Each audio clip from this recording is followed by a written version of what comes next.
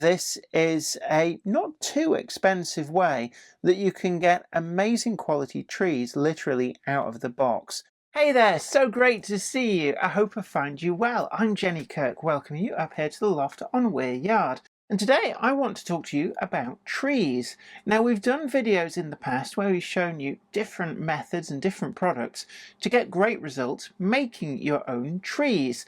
But I know that there's a lot of people who just don't enjoy that part of the hobby, and I've always been a huge advocate of the fact that, hobbies are supposed to be fun. And if there's some part of it that you actually don't enjoy doing, store-bought is fine, and it's okay to find a way around having to do that. And whilst I was at Worley, I came across a smaller manufacturer called Primo Models, and they specialise in handmade trees, and they've got a huge range with different species and different sizes. They do bushes as well, and flower clumps too. And they were incredibly impressive. And what was even more impressive was when I looked at the price list, they weren't actually too expensive either. So today I'm going to show you some of the trees that I picked up from Primo Models at the Worley show and talk you through them and take a good close look at the quality of these models. And we're also going to have a little bit of a project adding them in to Weir Yard. I've got a little corner that I've never quite been 100% happy with. It doesn't actually appear in a lot of the videos. But today we're going to upgrade the trees using some of the products from Primo Models, and we've got a link in the description box to take you to their website. There's a YouTube channel as well and a Facebook page. Do check them out and have a look at the full range. And I just want to stress that I'm doing this off my own bat. This is just a product that I saw at Worley and was incredibly impressed by. So it's not an affiliate link, it's just there to help you out, but do go and check out their full range. Today's video comes in association with Trainomatic, makers of DCC decoders and accessories that are designed by enthusiasts for enthusiasts. Find the full range available to order now at tramfabrique.co.uk. Additional support comes from Rails of Sheffield. Sell to the name you know and trust. Buy, sell or exchange any age or any gauge. Call them now for the very best price. Check them out today at the link below. But I'm really excited to show you the items from Primo Models that I picked up. And let's get on with taking a closer look and just see how we can improve the little hillside in a corner of Weir Yard.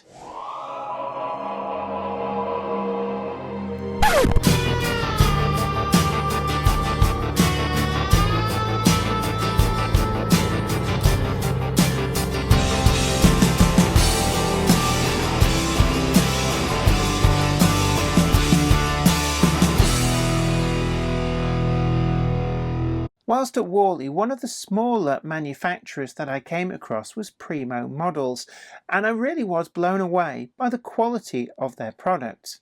They specialise in making handmade trees and bushes, as well as grass tufts, and you can see on your screen now just a few of the products that I bought from the stand. I was really quite blown away that these trees really do look something special, but they're not necessarily all that expensive. Now, we have done videos on this channel showing you how to make your own trees, and I personally do find it quite an enjoyable experience, although it can take a little while if you're trying to produce quite a few. And this is where Primo Models really do come into their own.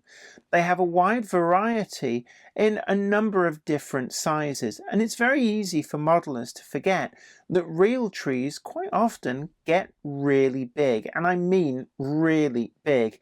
If you go out into the real world and just observe them, you'll find that they can tower over trains and buildings and really just dominate the landscape. And that's an area that Primo Models really do take care of with some of the larger sizes which they produce. In fact, the ones you're seeing on the screen now are not even the biggest sizes they do. Now we're going to take a closer look at all of the trees and bushes that you see on the screen now, and then I'm going to be installing them on Weir Yard. I've got a tiny little corner where there is a hillside. It's not Jablite Mountain, but it's an area that I very quickly, right back at the start, populated with some quite cheap, almost toy-like trees, just to kind of make it not look like it was really bare and Spartan. And the more I look at it, the less I like those. At the show, I picked up some of the bushes, and they did a range of these with different flower colours, but the red really stood out to me. And with the flowers to match, I'm thinking that I'm going to make a bit of a feature of these using the flower tufts just to set each other off. You get 10 pieces in the bush boxes, and that really does go a long way. I also picked up spruce trees. These really did stand out for me. I particularly like the way that there's just so much detail that looks natural on these. I got two different sizes. So you can see here we've got the 18 to 20 centimeters and then the 14 to 16. Now I got two of this larger size and one of the slightly smaller size. And what I'm going to do is I'm going to mix these in with some of the trees which aren't too bad on the mountain area, and just start to build up a little bit more of an interesting area with trees that don't look like they've come out of a toy box. First of all, I'm just going to open up one of these boxes, get inside. What you get inside is your tree mounted to a handy wooden dowel base, which can be removed, but does just make sure that these survive in transit really well. I'm just going to get a sharp blade. I don't want to bend the trunk, and it just seems the most sensible way of doing this. The trunks themselves are wire based, and that makes these exceptionally strong. You can also see there we've got the natural progression of the foliage, and when you look at real trees there's often a lot of kind of dead and sparse branches, and these are replicated perfectly at the bottom of these. The trunk too all the way up is decorated, and the foliage is very fine and effective, and actually when you squash these they are very resilient, in fact far more so than seafoam trees would ever be. This is one of the smaller trees, and I'm just going to put that there. The handy dowel base does make handling these incredibly easy, and every tree is slightly different. Again, we've got some of those dead branches at the bottom, and then the living full of foliage at the top. These do look really something special. So this is just the plain spruce tree, that this is a much fuller tree, and we get that kind of natural variance which is perfect for a real world setting. So we just compare the tall trunk spruce and the normal spruce. If you're doing a winter scene, these would be great. Maybe with some flashing lights or something on, I could see you could do so much with these. Again, you can see we've got a great depth to that foliage. It really does look something special. Each of these trees is handmade, and that in turn means that you're going to get a great deal of variance between different trees, even of the same species and the same height. And that's perfect for a modelling environment. I'm going to turn now to the bushes, and you can see we've got a number of these bushes all spiked into a piece of tough foam base, and that just makes it really great. They arrive exactly in the condition that you expect, and we can just peel this from the bottom of the box, and we've got some great variants there of these small flowering bushes. There's 10 pieces in total in here. When you come to use them, it's just simply a case pulling them out of the foam. They're a twisted wire base with the foliage applied. Every single one is handmade, and you can see here all 10 of these are all subtly a little bit different from each other, and that's going to create a great little scene on our mountainside. So I'm going to take all of these along with the flower tufts as well. Again, these come in handy little boxes. And these will also add a splash of colour, a splash of texture to the mountain area. Now we'll be keeping some of the trees that are on there. I do have a few feature trees, but I'm going to get rid of some of the more toy-like trees, and I look forward to getting these incredible handmade trees in their place. A great tip for you is to keep the Primo trees for feature trees closer to the front, and you can create a bulk behind them using some less detailed and inexpensive trees such as these that I've made up using some kits that I had lying around. In order to put the trees in is really easy. An old jeweler's screwdriver and a small hammer, just in case you need to give it a little bit of persuasion, and then it's quite simply a case of picking your spot, knocking a hole, and then with just simple PVA get some glue into place and then pushing the tree into the hole that you made. Repeat as necessary. Just wiggle the screwdriver if you feel you need a little bit of a bigger hole. Some glue again, and then add the tree into the hole that you've created. I'm going to keep doing this, build up the background trees, and then I'm going to come back and I'm going to put in the feature trees. With the background trees all in place, we've just got a sense that the forest keeps going that way. Now it's time to offer up and start placing in our feature trees from Primo. With these, it helps to kind of plan where you want them and make the most of the trees that you have to hand. Once you've decided where you want all these trees to go, it's then just a simple task of going again with the screwdriver, make your hole,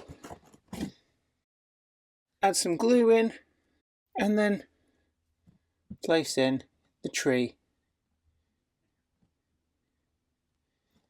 If you're not happy with one, it's okay to take it out, try a different one until you're happy that you've got exactly what you want. Don't be afraid at this stage to take other trees out. You don't want trees to be too close together because it's just a little bit of a waste. Any of the small background trees that you do take out, it's really simple to just find somewhere else for them. If you want, you can add in some of this forest ground cover, and I've already made a start here. It's easier to add this in before the tree goes into place. And then a little bit of static grass layering spray. This way, when the tree goes in, just a simple case, making the hole, adding a little bit of the glue, and then carefully sliding the tree in. We've then got this sense that there's kind of some dead ground underneath. This area here, the previous tree, has taken up some of the ground cover, and this is an ideal opportunity to just kind of fill this in. I'm going to use some of those bushes in this area, but I want to have a sense of slightly discoloured, slightly overgrown ground underneath. Once that's in place, it's really simple to just add the holes in just like we did with the trees, and take some of these lovely bushes and apply them into place just with a little bit of glue. And just as before, just push them into place. Another one here, glue, and then add in the tree. And like that, we can rapidly build up a scene. This tree at the front, I'm not happy with, so we're just going to take that out. Add in some layering spray, sprinkle in some ground cover, more spray, and then let's get some holes in for the bushes, and let's get some decent trees in here. This tree doesn't look right anymore, and take that out and build up behind. With the trees in place, I want to have a go with some of the flower tufts. These are quite easy. Decide where you want them, tiny dab of glue, pick a tuft out of the tray, and then just stick it into place. And just keep going with that, and we can work through the box and just add a few little splashes of colour in. As you can see, the trees really went in well, and I'm particularly pleased with just how far that pack of 10 smaller bushes with the red flowers went. They really go a long way to cover the hillside, and gone are those toy-like trees that really were just nothing more than a little placeholder from when I originally built this corner, and wow, hasn't it improved a lot. We've used those 3 bigger trees from the Primo models range just as the features to really stand out. Now, I left a few of the pine trees behind them from the previous range that I was using because they're pretty much well hidden, and they give a sense that there's a forest going back, merging with the back scene. And we've also used some of those fairly basic kits that I had lying around just to create a little bit of depth, but bringing the Primo models trees to the foreground has really worked well. You can also see that the War World Scenics ground cover has done really well, just to give a sense that there's more of a forest here. We've got detritus underneath the trees, and it just makes them blend better into the grassland around. I've left the deer in place. I think that's a really great way of just adding some interest amongst the trees, and you can get these from a variety of different sources, but certainly it's a perfect opportunity to add little cameos into your wooded areas. All in all, the Primo models range have gone in really well. The packaging that they come in is very secure, and I can imagine that if you buy mail order, these will arrive in great condition. It's a great idea, quite simple but effective, to protect them in transit. And all in all, it's a great, well thought out model, and I am looking forward to using them in future projects here on Weir Yard. Well, I hope you really enjoyed that video. We've got a link down below in the description box, as I said at the start of the video, to help you out finding the full range to buy from Primo models. And it's well worth checking out, certainly no matter what scale, what gauge, and also what part of the world you're modelling in. They have some amazing products at what is actually a really good value for money price. And if it sounds like I'm gushing a little bit, that's because I am very much a convert. I really do love what I've seen from the Primo models range, and I think we're going to be seeing a lot more of them in future build projects on this channel. I'd love to hear what you think about them. Is it a product that you've seen before? Maybe you've used them yourselves. I'd love to hear your thoughts in the comments down below, and it's a great way of sharing your experiences with other modelers too. Also, don't forget that you can check us out over on Patreon, and for as little as $1 a month you can help the channel to keep making the videos that you want to see. We've got a whole load of different tiers of rewards. Don't forget as well that the Monday Club Wagon is getting ever closer. That's right, still expecting these in the early new year, around January time. The William Loudon Sons Pal Brick Wagon, and this really promises to be a superb model, following on the heels of the previous Monday Club Commission that sold out to pre-order. So do hurry and get your orders in before they all sell. And please tickle that like button, share this video, and subscribe to the channel, and you'll be the first to know about new videos as and when they go up. But until next time, take care, happy modelling, bye for now. Today's video is sponsored by Trainomatic, makers of DCC decoders designed to be fully compatible with every manufacturer's locomotive. Visit train-o-matic.com to browse the full range and see what they've got suitable for you. Additional support comes from Rails of Sheffield. Sell to the name you know and trust. Family-run business purchasing collections for over 50 years. From single items to lifetime collections. No collection is too small or too big. Buy, sell or exchange, any age or any gauge. Rails will take everything: locos, coaches, wagons, track work, controllers, accessories. In fact, they'll take absolutely everything, and certainly will not cherry pick the best items. Rails are only a phone call away. Call them now for the very best price and get instant cash payment or same-day transfer. Check them out today at the link below.